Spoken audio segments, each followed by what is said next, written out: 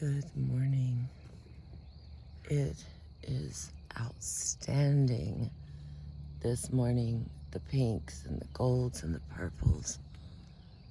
It is another beautiful Oklahoma sunrise. Thank you for being with me this morning. Oh my goodness. Now, I don't think it's too much to ask you to like this one. That is just beautiful. It's been beautiful for the last 20 minutes. I thought I was going to miss it. I mean, I didn't miss it, but I thought I wasn't going to capture it for show. So here we go.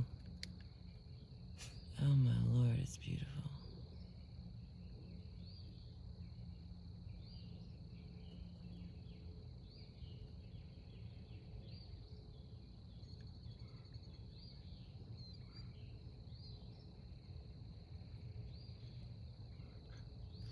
If you can hear all those animals, that's what it sounds like before I start making all my rattling, knocking sounds.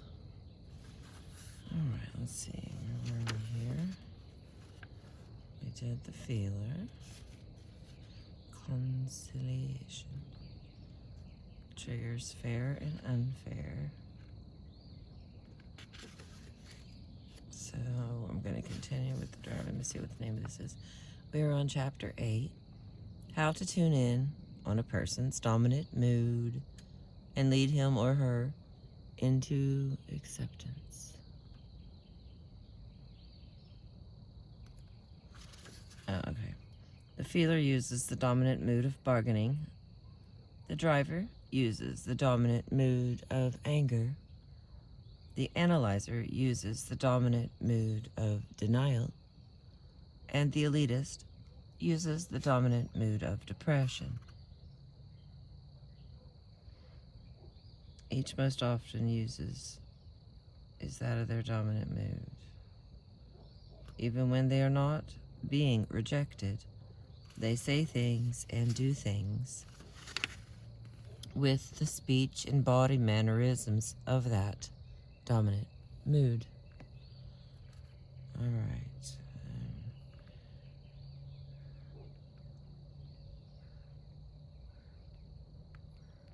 Well, one of the things I've been noticing, because this is the second half of this chapter, is that basically there's 3 types, and then the 4th type is a combination of the other 3. So the feeler is often bargaining, and they filter through conciliation. The driver, his dominant mood is anger. They filter through indignation. Analyzer, whose dominant mood is denial. They filter through dismissal.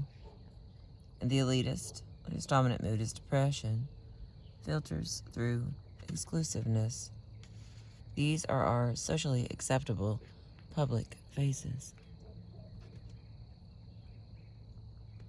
All right. Let's see where I'm at. Where I is. Because where I'm at, it's just as irritating, and I know it. You're welcome for that little spike of adrenaline from me ending the sentence with that. Where's it at between the A and the T, right? Okay.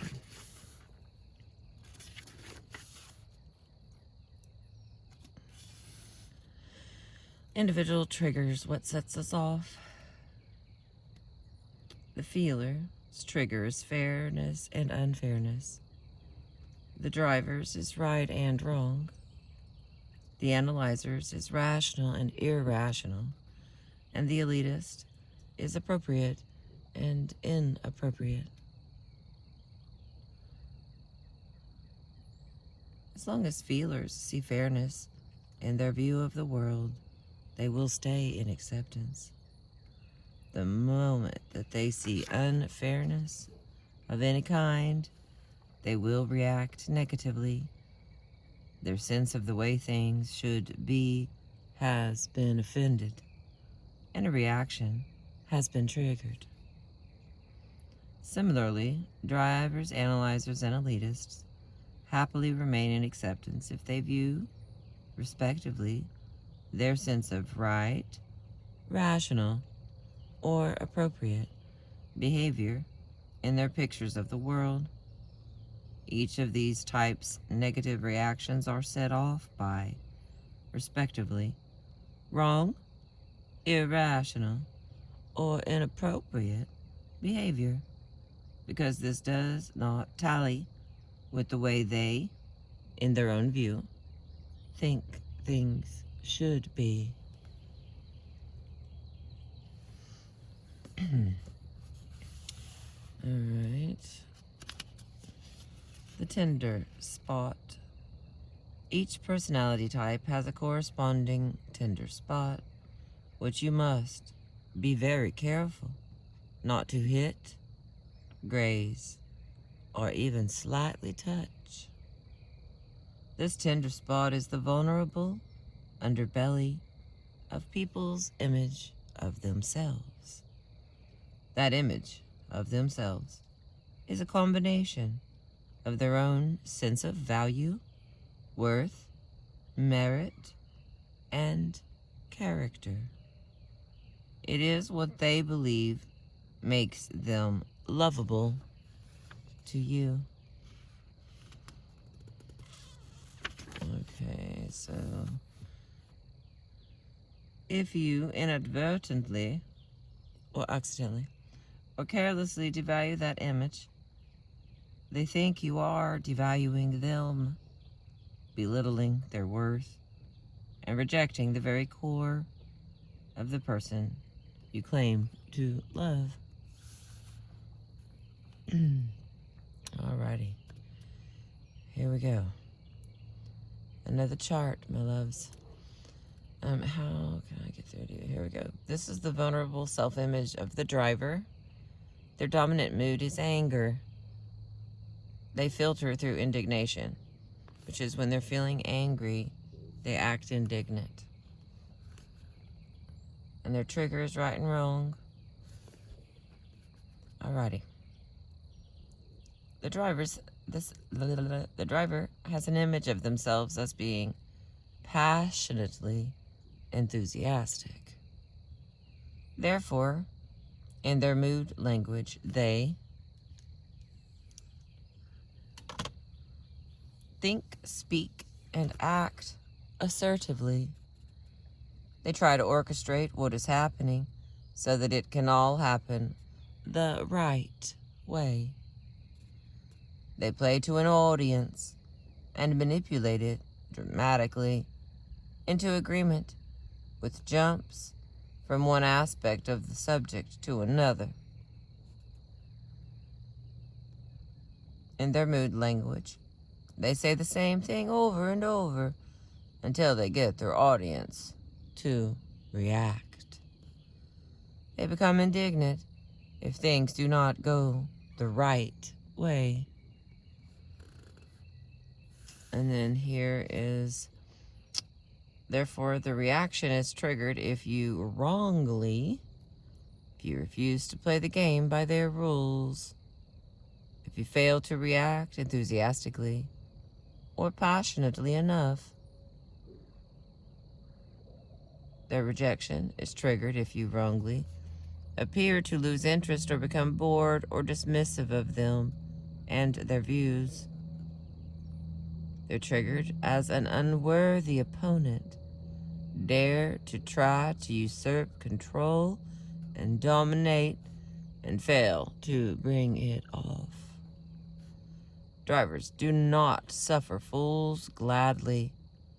They do not suffer them at all. All right, now the next category here on the specialty chart. The driver, whose dominant mood is anger, filters through indignation, have an image of themselves as being quick thinking. Therefore, in their mood language, they think and react rapidly. They bore easily and react impatiently. They draw conclusions and make decisions quickly, then act purposefully to carry them through to a conclusion. They savor intellectual and emotional game playing. They jump from subject to subject and change thought direction abruptly. They react admiringly and enjoy sparring with worthy opponents who can keep up with them.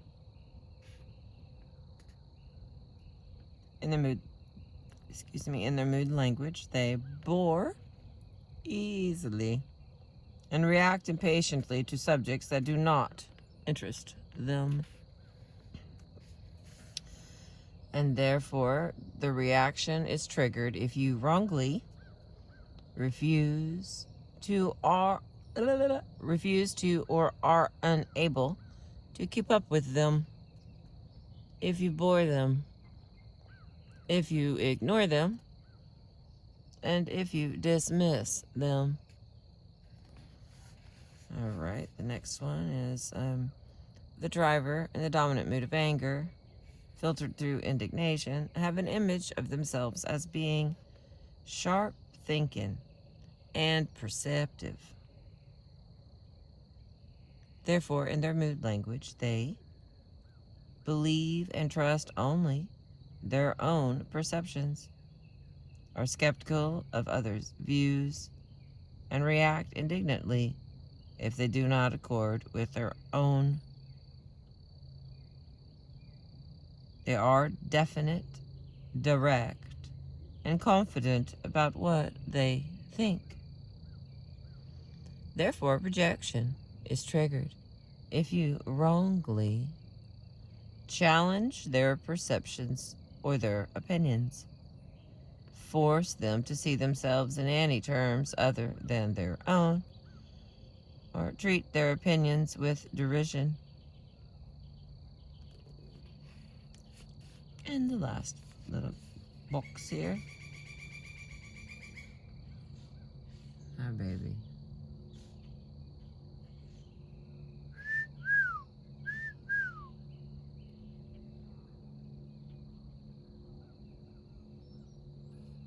Oh my gosh. Here she comes in all her glory. The beautiful sun. Alright, let me get through this last one so I can watch this part myself.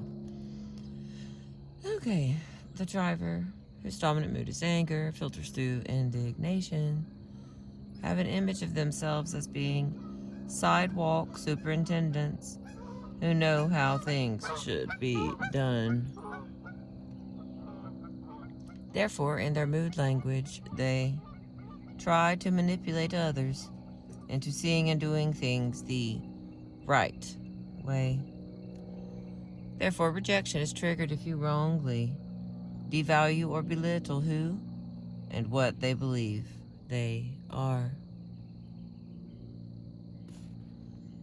Alright, and that's that of the driver.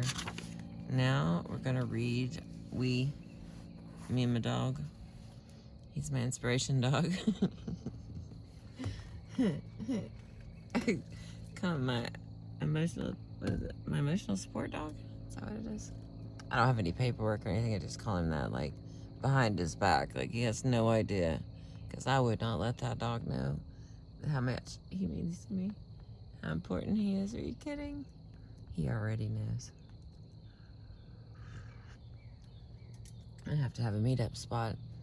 So anyone who listens to these and actually wants to meet Wiley can come take a picture with him. He's so cute.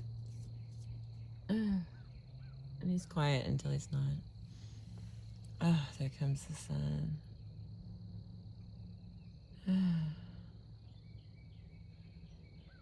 There's no feeling like the sun hitting first thing and the little bits of warmth that come with it and the way that if you keep looking at it, you won't be able to read anymore. So I'm gonna go back to this chart and I'm gonna rewatch this on my TV. All right. Thanks for being with me, friends. as the coffee's thoroughly kicked in. Alrighty, page 146. Here we go. The vulnerable self-image of the analyzer. Their dominant mood is denial. They filter through dismissal. Their trigger is logical or illogical. All right. They have an image of themselves as being sensible and level-headed.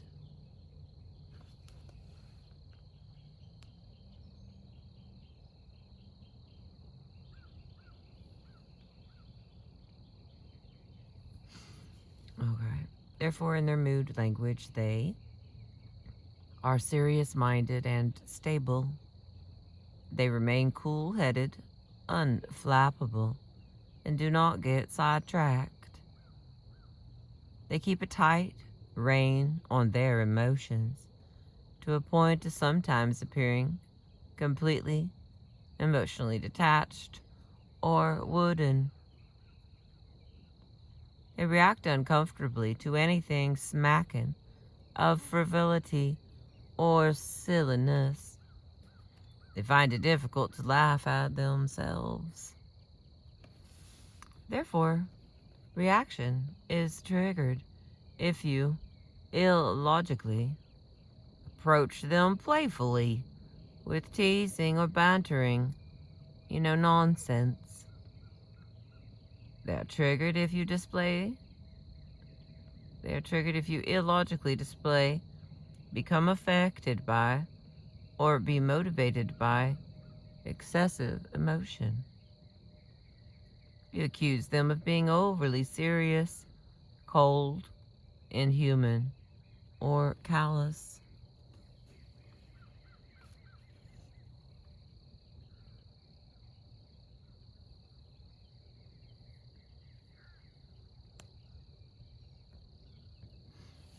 All right. So the analyzer, whose dominant mood is denial, they filter through dismissal. They're triggered by logical or illogical behavior. Have an image of themselves as being rational and clear-sighted. Therefore, in their mood language, they think, act, and speak clearly, succinctly, and analytically. They draw conclusions solely from the facts in a precise, ordered manner.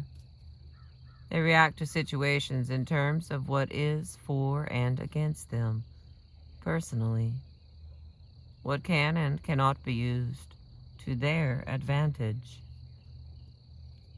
In their mood language, they move unerringly and systematically to their bottom line.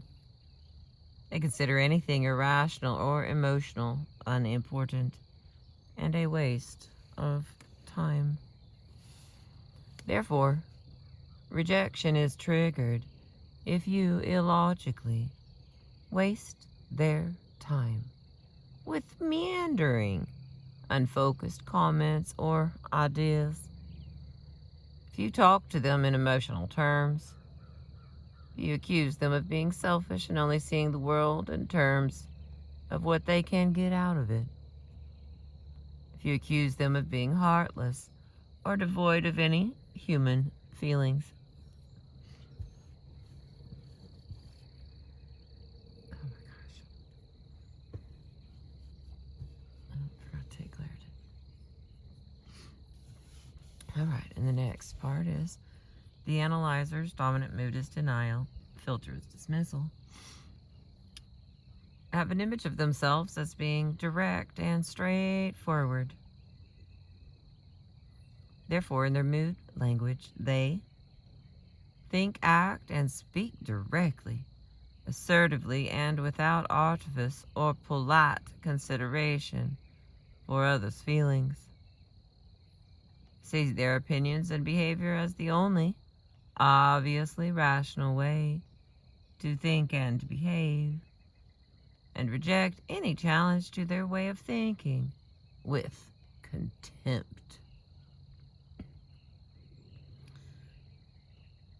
In their mood language, they refuse ever to admit that they could be wrong or at fault, unless the evidence to the contrary is logically incontrovertible. They can become extremely opinionated, dogmatic, or arrogant in asserting their correctness. Therefore, rejection is triggered if you illogically criticize them, try to force them to see their faults in any terms other than their own reasoning, logical way. If you attempt to control or dominate them. And the last one, the analyzer, whose dominant mood is denial, they filter their public face with dismissal, have an image of themselves as being decision makers who are always on target in the planning and execution of whatever they set out to achieve. Therefore, in their mood language, they assess everything with a structured, focused precision and work out how it can be used advantageously. Therefore, rejection is triggered if you illogically devalue or belittle who and what they believe they are. Alright, now it's 146 to 147. And now we have one more chart. And it's the last one, the elitist, which is going to be the one that's mixed, of the a combination of the other three. And explains a lot why some people can't communicate with them. And they should communicate with each other sometimes. Alright, here we go. Hang on a minute. Gonna take a little shot of coffee. Alright, it's hot, so it's more of a sip.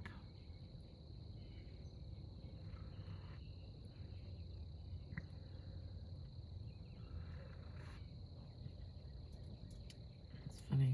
The older I get, the more water I put in my coffee. I make coffee and then I just put water in it. Extra water. It's funny, I used to want it strong. Okay, side note with Crystal. God, it's beautiful. It's peaceful. And imagine how nice it would be if I wasn't talking. You hear the birds and the wind and, oh, that was a blue one. I mean, we caught the prettiest part and then, what the heck?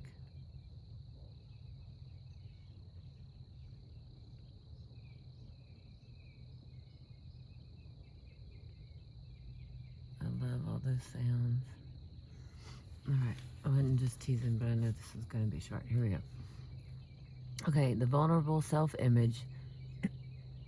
Excuse me, Lord. Vulnerable self-image of the elitist. Their dominant mood is depression.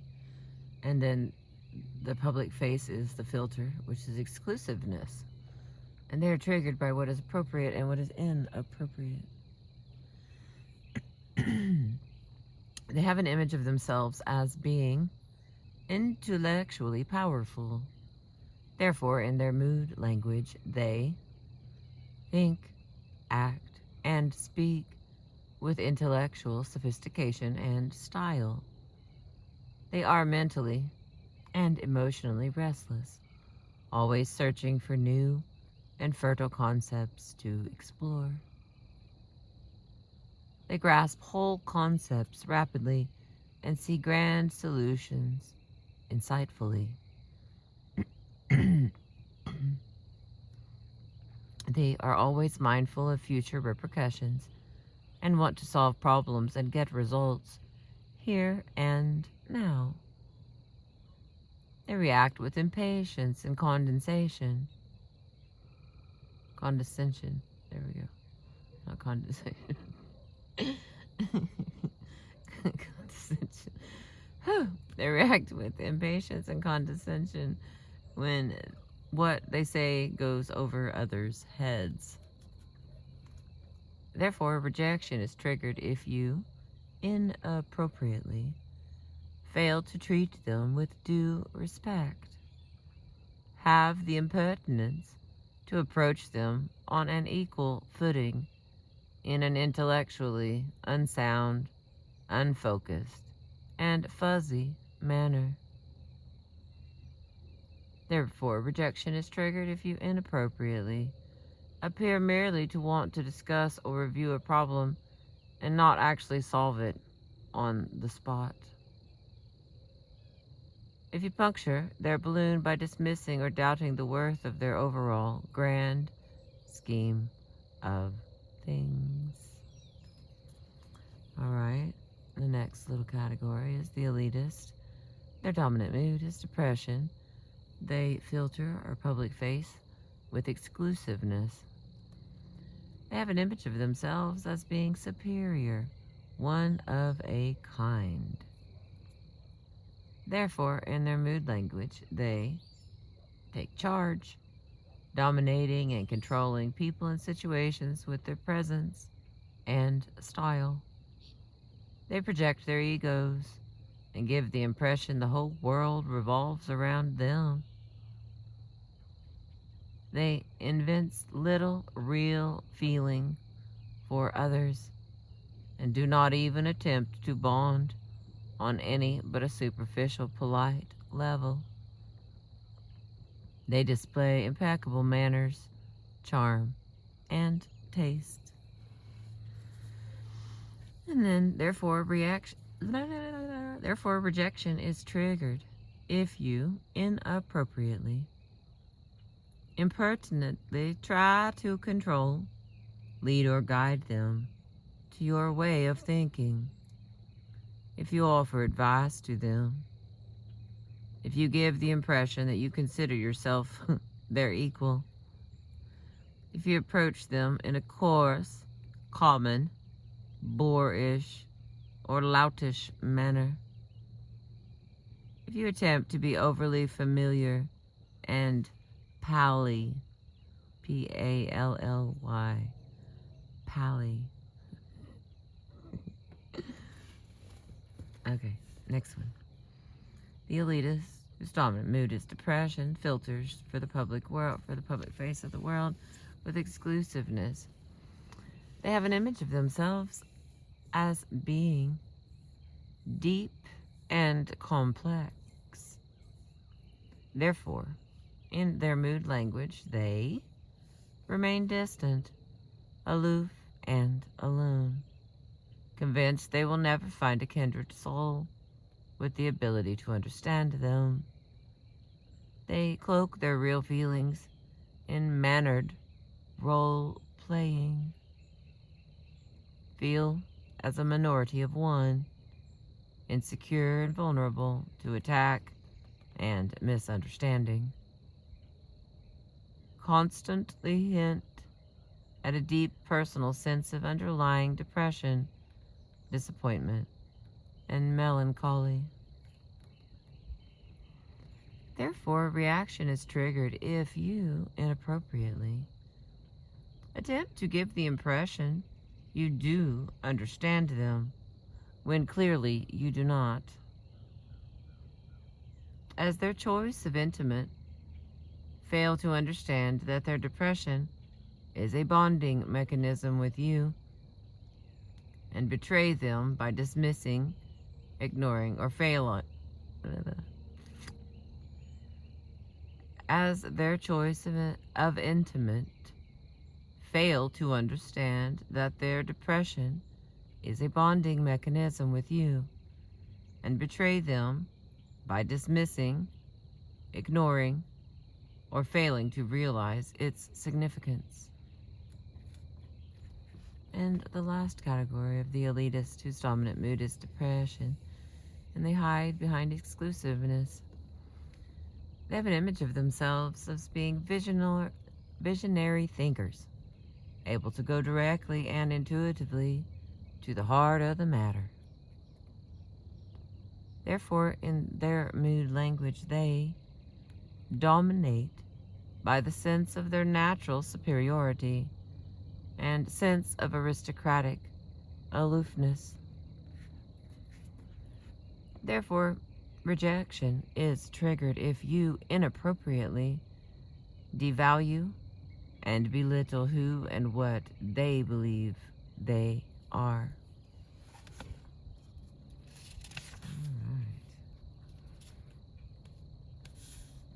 Now that you are aware of what triggers rejection in each of the personality types, you know what to avoid doing and saying. There is, however, one more vitally important technique to learn, which draws all your knowledge together and makes it work in your favor. And that is what actually to do to get through directly to the person you are so desperately wanting to reach. Alright, I'm going to read this that I added yesterday, but I'm going to do it again. Here we go. Speaking another's language, how to tune in on each personality's type, mood, frequency. Being actually able to speak another person's mood language is the single most important skill that you can learn from this book.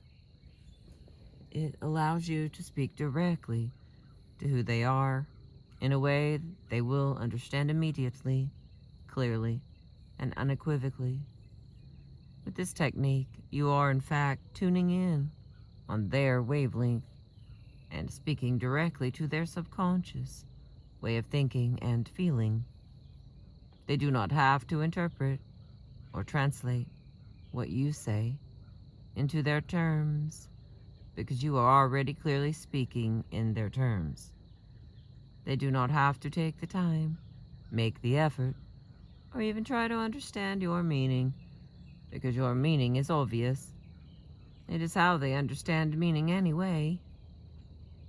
In the children's tale, The Snow Queen, the heroine, Gerda, is trying desperately to find her friend. Her search leads her through a forest where she meets a raven. Gerda asks the raven if he knows where her friend has gone, and the raven replies, "I could tell you, but only if you understood raven speech, I could tell you better." The technique of tuning in on another person's mood frequency gives you the power not only to understand raven speech, but to speak it yourself. This technique gives you the ability to speak fluent feeler, driver, analyzer, and elitist speech. The following 4 charts on how to tune in on each personality type's dominant mood frequency give you the rules to follow to speak another person's language. Commit them to memory and try to use them every time you talk with the people who are important in your life.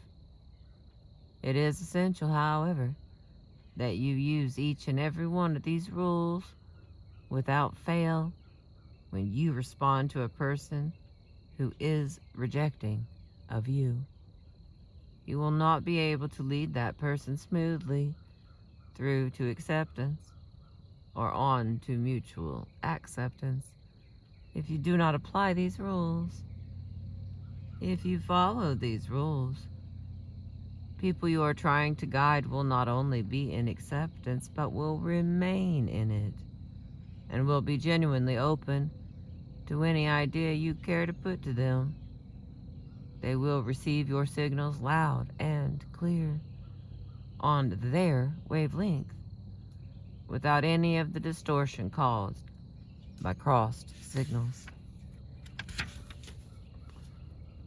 Alright, let's see. 1, 2, 3, 4. 4 charts, and then this one's done, so here we go. I'm gonna do this chart thing again. Can we see? Alright, so this is the feeler chart. What we gotta do, gotta remember, never forget. Okay, and then over here is the driver one, I believe.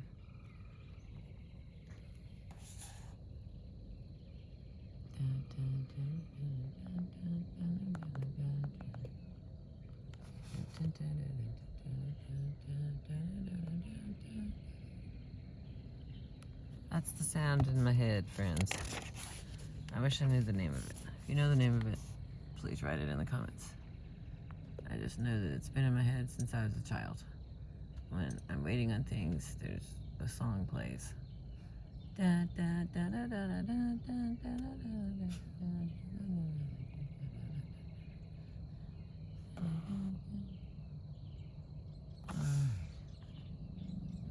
is it? You seeing somebody, little dog?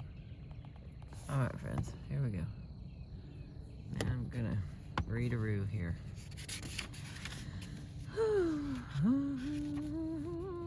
Okay, how to tune in on a feeler's mood frequency. Speak to them in terms of feelings. Even their logic is based in emotion.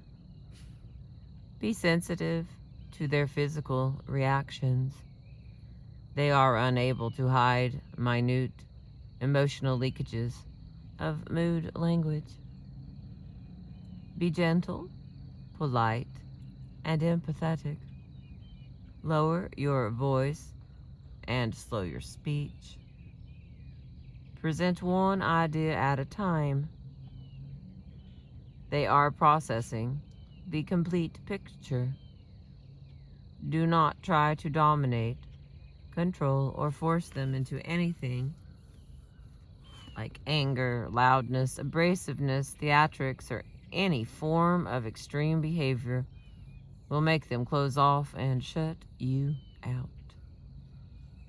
Be patient and never rush them or interrupt their pauses or silences. They are intellectually meditating. Ask them directly what they think. They rarely volunteer their opinions. Above all, listen when they talk. They have carefully considered what they think and usually have sound, fair solutions, which take account of your needs even more than their own. Feelers in the spirit of bargaining and conciliation are happy if they get 80% of what they want. However, if you give them 100% of what they want, they feel the scales of give and take have been unfairly weighted in their favor. They will not rest easy until they have repaid you tenfold.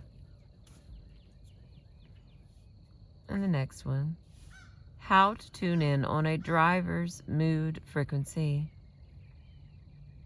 Be wholehearted in everything you say and do. They need to see dramatic, enthusiastic reactions. Speed up your thought processes and speak more quickly. Keep up with them. Talk in concrete, not abstract terms. Use examples from real situations to prove your point or back up your opinion. They will dismiss anything that is not based in reality. Be direct and succinct and get to the point. They will stop listening if you are long-winded. Be assertive. Do not back down or give in. They will consider you weak and an unworthy opponent.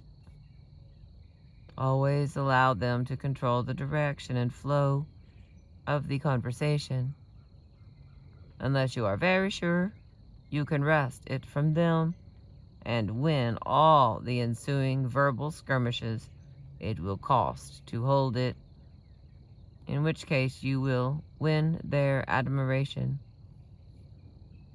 Above all, enjoy their vitality and strength of purpose and become part of it. Their perceptiveness usually does allow them to draw the right conclusions and come up with the right solutions, even if their way of getting you to see it with them can be overwhelming.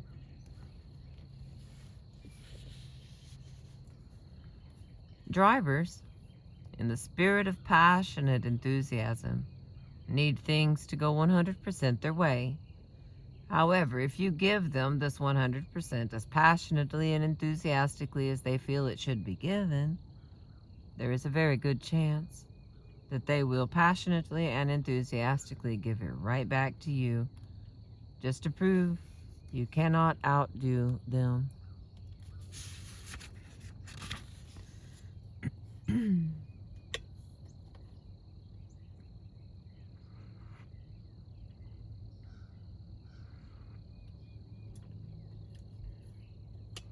All right, and the next is how to tune in on an analyzer's mood frequency. Be calm and composed mentally, emotionally, and physically. They cannot relate to agitated, frenetic, or overly dramatic thoughts, emotions, or behavior. Concentrate your Concentrate your mental abilities, organize and structure your thoughts, and be focused and directed when speaking. They will become impatient and dismiss anything you have to say otherwise. Present your ideas precisely and succinctly in the form of facts, not opinions, which are either for or against them. They will deflect and at times not even hear anything not presented to them this way. Never speak in emotional terms or show your feelings. They view this as a weakness with no logical validity or worth. Never criticize them. They have no ability to pass judgment on themselves and are genuinely confused by such attacks. Do not confront them, dominate them, or try to take control unless you are sure you can change their minds. Above all, appreciate, give them credit for, and take advantage of their rationality and clear-sightedness. Their logical abilities allow them to get to the heart of matters and make things work. And the final one, to finish off chapter 8 here. Page 155. How to tune in on an elitist's mood frequency. Treat them with respect and due deference. They need you to understand that they are special. Never try to dominate or control them. They will never accept that you are of superior or even equal rank. Be clear, thinking, and focused when talking to them on any subject. They will treat even minor lapses with total dismissive contempt. See the big picture. Details are important insofar as they are a means to an end. See the big picture from every perspective: intellectual and emotional, theoretical and practical, personal and impersonal. They can process and appreciate anything that is put to them in the right way. Never be impolite, crass, ill-mannered, or inappropriate. They will politely, and in a very well-mannered, well-bred way, cut you off at the knees. If you love them, and if you want them to love you, always, always bond with their depression. It is their way of sharing themselves with you. Above all, appreciate the fact that the elitist personality is a combination of all the other personality types, feeler, driver, and analyzer, and that if you can bear with them, like a warp speed ride on the USS Enterprise in Star Trek, they may take you where no other person has gone before. And that is the end of chapter 8. I'll start with chapter 9. There's only 12 in this book, so we're rocking and rolling. Chapter 9 is how to keep people in acceptance. Let's see how long it is. Has a bunch of charts in it.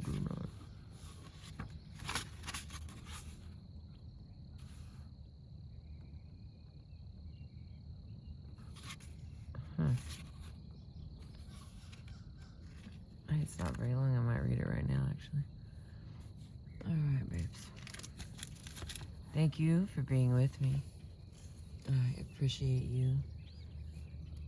I've been reading How Can I Get Through to You? By D. Glenn Foster and Mary Marshall. I like that it's kind of making it seem easy, because they say there's 4 kinds, but there's really just 3. Once you know those, then the 4th one is a combination. Excuse me. Thank you.